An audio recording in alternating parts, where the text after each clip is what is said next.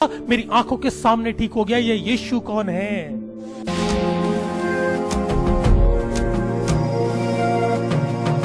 मैं शुक्रगुजारी करता हूं हमारे खुदावन खुदा की कि उसने मुझे मौका दिया एक बार अपनी गवाही को बताने का और बताने का कि यीशु ही खुदा है। यीशु मसीह को जानने से पहले मेरी जिंदगी बहुत बेकार जिंदगी थी। एक बदकार जिंदगी में गुजार रहा था और लड़ाई झगड़ा सिगरेट शराब हर एक बुरी चीज की लत में मैं था। और एक दिन ऐसा हुआ कि मुझे अपनी जरूरतों के लिए पैसे की जरूरत थी, लेकिन मेरे पास पैसे नहीं थे।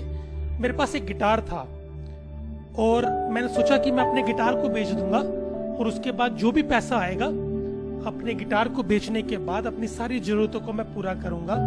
तो अपना गिटार को बेचने के लिए मैं जगह जगह भटका, किसी ने मेरा गिटार लिया नहीं। फाइनली मुझे एक भाई मिला, इस भाई के बारे में मैं बाद में बताऊंगा आपको। एक भाई मिला, इसने कहा वहां पे चर्च है, वहां चले जाओ, वो लोग आपका गिटार खरीद लेंगे। मैंने कहा ठीक है। तो मैं जब चर्च में पहुंचा तो वहां पे एक पास्टर से मैंने मुलाकात करी और मैंने पास्टर से कहा कि मुझे अपना गिटार बेचना है, क्या आप मेरा गिटार खरीदेंगे? तो पास्टर ने कहा ठीक है राहुल, हम आपका गिटार खरीद लेंगे, लेकिन मेरे पास अभी पैसे नहीं है। एक काम करो, अपना गिटार यहाँ छोड़ जाओ और संडे को हमारे यहाँ पे एक छोटा सा प्रोग्राम होता है, उस प्रोग्राम को भी देख लेना और अपने पैसे भी ले जाना। तो मैं संडे को चर्च के गया अपने गिटार के पैसे लेने के लिए।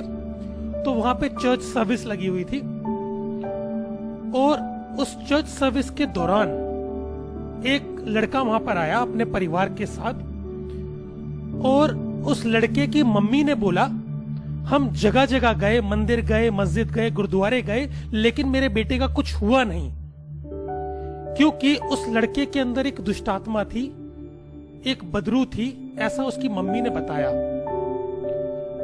तो जो पास्टर थे उन्होंने कहा आपका बेटा बिल्कुल ठीक हो जाएगा, लेकिन शर्त यह है आपको प्रभु यीशु मसीह को धन्यवाद कहना पड़ेगा आपके बेटे के ठीक हो जाने के बाद।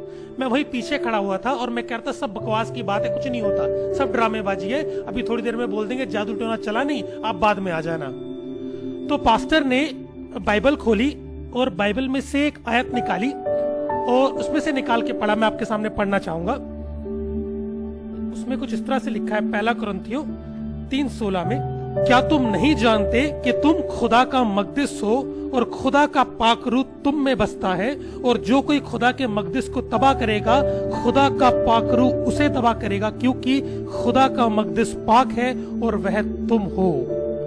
जैसे ये बात बोली वो लड़का जिसके अंदर दुष्टात्मा थी वो कांपने लग गया। उसके ऊपर हाथ रखा, प्रार्थना करी, वो लड़का मेरी आंखों के सामने ठीक हो गया। मेरे जहन में 3 सवाल आए। पहला सवाल कि ये किताब, ये बाइबल, ये क्या चीज है? जिसमें से एक आयत पढ़ी और वो लड़का कांपने लग गया। दूसरा मेरे जहन में सवाल आया कि ये यीशु कौन है? ये यीशु कौन है जिसके नाम से प्रार्थना करी और वो लड़का मेरी आंखों के सामने ठीक हो गया? ये यीशु कौन है? तीसरा सवाल मेरे जहन में आया, वो जो लड़का जब अंदर आया था उसकी टी शर्ट पर यहाँ पे एक हिंदू देव बना हुआ था, कोई हिंदू परमेश्वर बना हुआ था। तो मेरे जहन में सवाल आया, अगर ये परमेश्वर है जो इसकी टी शर्ट के ऊपर बना हुआ है तो इसके अंदर दुष्टात्मा क्या कर रही है? इस 3 सवाल ने मुझे परेशान कर दिया। इस 3 सवाल को लेकर के मैंने अपनी रिसर्च करनी शुरू करी। मैंने बाइबल को पढ़ना शुरू किया और मैं बाइबल को पढ़ता चला गया तो मैंने जाना कि बाइबल सच्चे परमेश्वर का वचन और यीशु सच्चा खुदा है जिसने इस पूरी कायनात को बनाया। थोड़े टाइम के बाद मैंने अपने दिल में प्रभु यीशु मसीह को बुलाया। मैंने अपने लिए प्रार्थना कराई। जैसे कि मैंने बताया, मैं सिगरेट और शराब की लत में था। जिस दिन मैंने अपने दिल में यीशु मसीह को बुलाया, जिस दिन मैंने अपने लिए प्रार्थना कराई, उस रात मैंने दोबारा से शराब का गिलास उठाया पीने के लिए, लेकिन मैं शराब पी नहीं पाया, मुझे वहीं पर उल्टी हो गई। उसी रात से मेरी सिगरेट और शराब दोनों छूट गई। आज इस बात को 10 साल से ऊपर हो गया है, मैंने सिगरेट और शराब को दोबारा हाथ नहीं लगाया।